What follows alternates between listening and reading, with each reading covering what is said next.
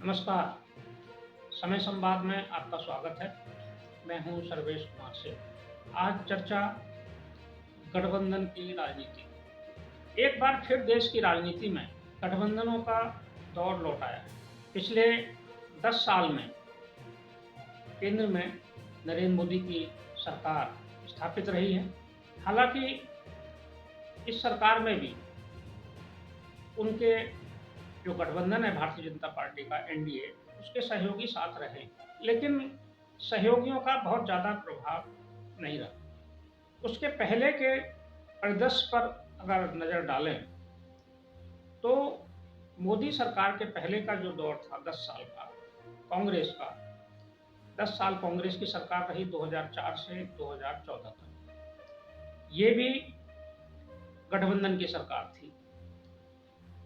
UPA का गठबंधन था, संयुक्त प्रगतिशील गठबंधन उसका नाम था। कई दल उनके साथ थे। उसके पहले अटल जी की सरकार थी।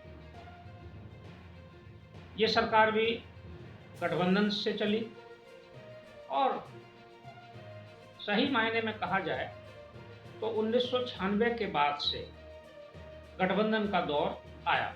पहला गठबंधन जो सरकार में आया वो 1996 में एचडी देवगौड़ा के नेतृत्व में बनी सरकार में। हालांकि कई दल मिलकर सरकार पहले भी बना चुके थे। 1977 में भी सरकार बनी थी। उसके पहले कांग्रेस के भी गठबंधन हुए थे। लेकिन जो गठबंधन का कहना चाहिए छोटे दलों का के साथ मिलकर सरकार बनाने का जो स्वर्णिम युग था, वो अटल जी की सरकार से शुरू और 2014 तक प्रभावी रहा। 2014 में भी भारतीय जनता पार्टी ने अपने गठबंधन के साथ सरकार भी बनाई, चुनाव लड़ा, लेकिन उन्हें इतनी ज़्यादा सीटें मिली कि गठबंधन की कोई बहुत ज़्यादा आवश्यकता अनुभव नहीं हुई। लेकिन भारतीय जनता पार्टी ने बड़प्पन दिखाते हुए सहयोगियों को साथ रखा। लेकिन इधर इस साल 2023 में जब लगभग एक साल बाद, एक साल से कहना चाहिए कम, 8 महीने बाद, जब 2024 के लोकसभा चुनाव होंगे, तो एक बार ऐसा नजर आ रहा है कि छोटे दलों का या गठबंधन का स्वर्णिम युग फिर लौटने वाला है। दोनों बड़े दल देश के, कांग्रेस और भारतीय जनता पार्टी, छोटे दलों को साथ लेने के होड़ में लगे हुए। वजह इसकी साफ है कि 24 का रण दोनों जीत लेना चाहते हैं, लेकिन उन्हें ये साफ दिखाई दे रहा है कि क्षेत्रीय दलों को, छोटी पार्टियों को नजरअंदाज करके 24 जीतना आसान नहीं। ये शुरुआत सबसे पहले कांग्रेस ने की। कांग्रेस ने छोटे दलों के साथ गठबंधन करने के लिए प्रयास शुरू किए। हालांकि पहल बिहार के मुख्यमंत्री नीतीश कुमार ने की और उन्होंने पटना में बैठक बुलाई। लेकिन अब इसमें कांग्रेस प्रमुख भूमिका में आ गई। कांग्रेस अब इसमें महत्वपूर्ण भूमिका निभाकर गठबंधन को मजबूत करने की कोशिश में है। हालांकि कांग्रेस का एक अपना गठबंधन पहले से था, एक उनका मोर्चा था जिसने 10 साल सरकार चलाई। यह है यूपीए। यूपीए पर ध्यान न देके कांग्रेस किसी नए गठबंधन में जा रही है, ये समझ में आने से परे है। लेकिन यह अनुमान लगाया जा सकता है कि कांग्रेस को ये लग रहा होगा कि जो नया गठबंधन है उसमें हो सकता है उन्हें कुछ नए दलों का सहयोग मिल जाए, वामपंथी दलों का भी सहयोग मिल जाए। हालांकि वामपंथी दल उनकी सरकार में पहले बाहर से समर्थन दे रहे थे, लेकिन कांग्रेस इस प्रयास में है कि ये जोड़ तोड़ कैसे करके वो 24 में कुछ हासिल कर पाए। दूसरी तरफ जैसे ही सक्रियता कांग्रेस की बढ़ी और विपक्षी गठबंधन की शुरुआत शुरू हुई और उनकी पहली बैठक हुई, भारतीय जनता पार्टी ने बहुत तेजी से निर्णय लिया और एक बार फिर एनडीए को मजबूत करने का अभियान शुरू कर दिया। लगभग 1 महीने के अभियान में ही भारतीय जनता पार्टी ने अपने सभी पुराने सहयोगियों से, जो कभी भारतीय जनता पार्टी के सहयोगी थे, गठबंधन में शामिल थे, जैसे अकाली दल, श्रोमणी अकाली दल भारतीय जनता पार्टी का सबसे पुराना सहयोगी दल था। ये किसान आंदोलन के दौरान किसानों की समस्याओं के मुद्दे को उठाकर ये भारतीय जनता पार्टी के गठबंधन से अलग हो गया और केंद्र में श्रोमणी अकाली दल की ओर से जो मंत्री थी, सुखबीर सिंह बादल की पत्नी और वरिष्ठ नेता प्रकाश सिंह बादल के पुत्र बहू हरसिमरत कौर बादल, वो मंत्रिमंडल से अलग हो गई थी, उन्होंने त्यागपत्र दे दिया था। लेकिन भारतीय जनता पार्टी की ओर से फिर से प्रयास शुरू हुए हैं और उन्होंने और नए लोगों से भी संपर्क किए हैं।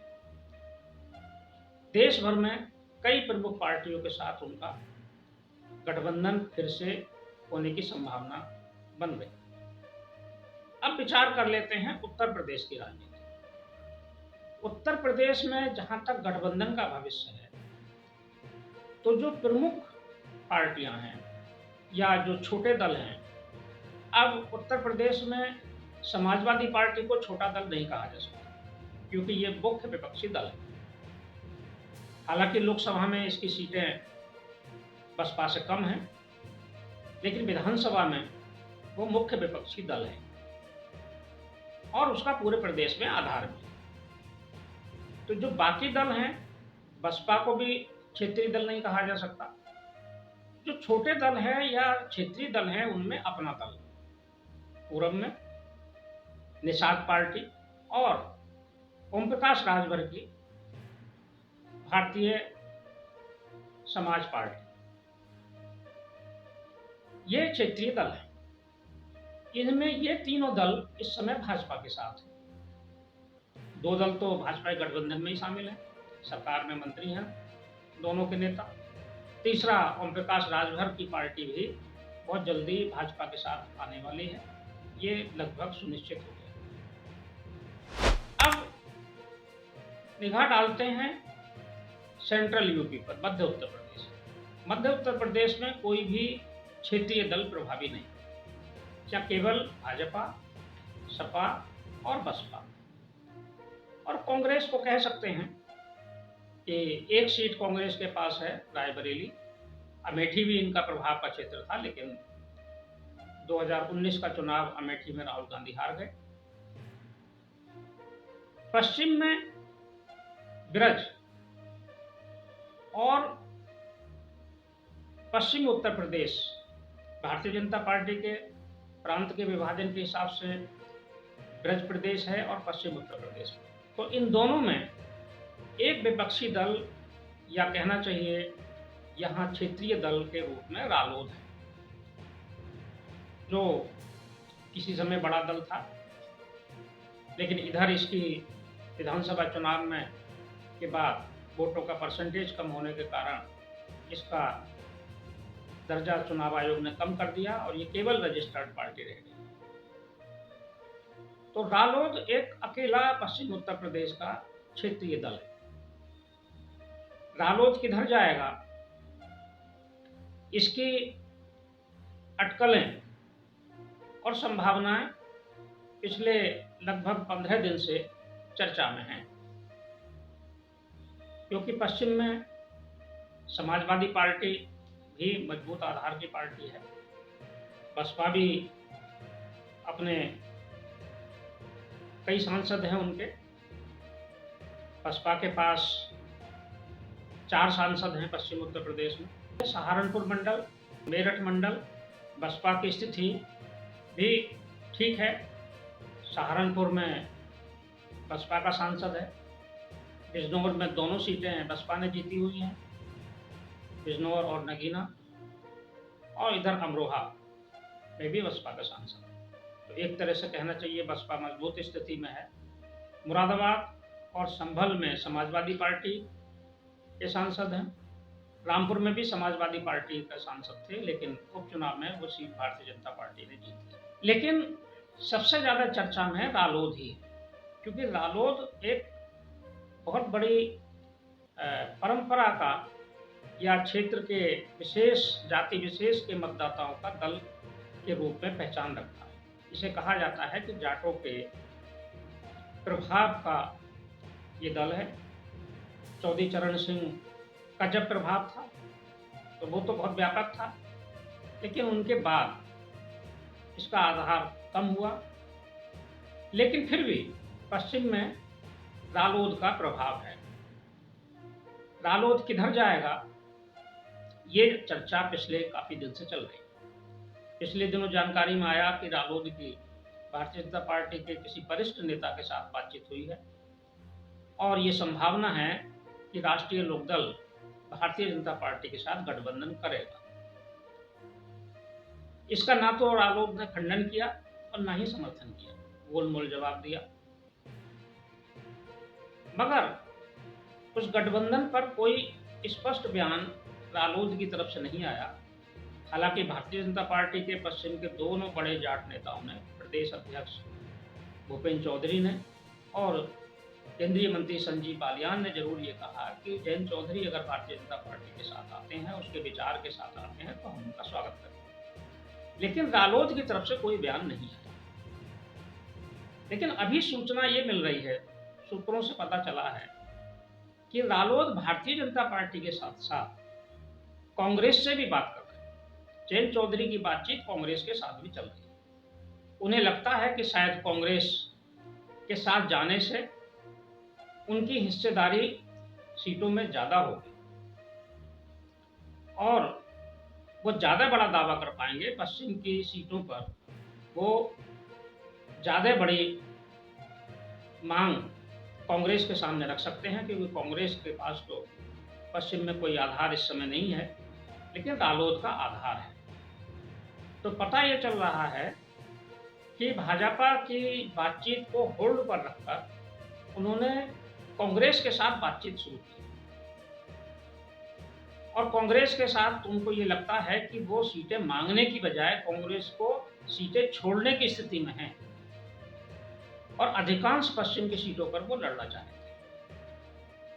उनकी दुविधा इस बात को लेकर भी है कि पश्चिम में जहां वो रिवाइव करने की कोशिश में है अपनी पार्टी को, तो ऐसे में 2014 और 2019 के चुनाव में जो प्रमुख वोट बैंक था मुस्लिम वोट, वो उनसे दूर हो गया था।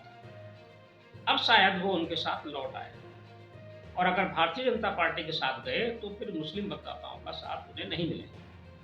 कांग्रेस के साथ जाने में उन्हें ये लाभ रहेगा कि जो उनका परंपरागत वोट है, जाट वोट, वो मिलेगा और मुस्लिम वोट भी उन्हें बहुतायत में मिलेगा। हालांकि ये देखना पड़ेगा कि अगर कांग्रेस के साथ उनका गठबंधन होता है और समाजवादी पार्टी उस गठबंधन में नहीं रहती है और वो अलग से लड़ती है, तो फिर मुस्लिम मतदाता पश्चिम में कौन सा रुख अपनाएंगे, ये इस बात पर निर्भर करेगा कि कौन सा कैंडिडेट भारतीय जनता पार्टी को चुनौती देने की स्थिति में है। तो अभी की स्थिति में तो रालोद नेतृत्व एक तरह से संशय की स्थिति में, वो ये देखने की कोशिश में है कि उसे कहां से ज्यादा सीटें मिल सकती हैं। हाँ, ये बात भी सही है कि भारतीय जनता पार्टी रालोद को 2 या 3 से अधिक सीटें देने पर सहमत नहीं है और संभावना ये भी है कि भारतीय जनता पार्टी ये भी इनकार कर दे कि उन्हें बागपत या मुजफ्फरनगर की सीट मिलेगी। तो ऐसे में जयंत चौधरी अपनी परंपरागत सीटों पर फिर काबिज होने के लिए कांग्रेस के साथ अगर चले जाएं तो ये भी कोई आश्चर्य की बात नहीं। तो रालोद का रास्ता किधर होगा, ये संभवतः 18 जुलाई की जो बेंगलुरु में बैठक होने वाली है उसमें स्पष्ट हो सकता है, क्योंकि रालोद के सूत्रों से पता चला है कि 18 जुलाई को जयंत चौधरी बेंगलुरु की बैठक में जाएंगे। अगर वहां कुछ संभावना ठीक से बनती है तो वो विपक्षी गठबंधन में रहेंगे और नहीं बनती है तो भारतीय जनता पार्टी की तरफ से तो उनके लिए विकल्प खुला है। समय संवाद की राजनीतिक चर्चा में आज बस इतना ही। कल फिर मिलेंगे किसी खास विषय के साथ।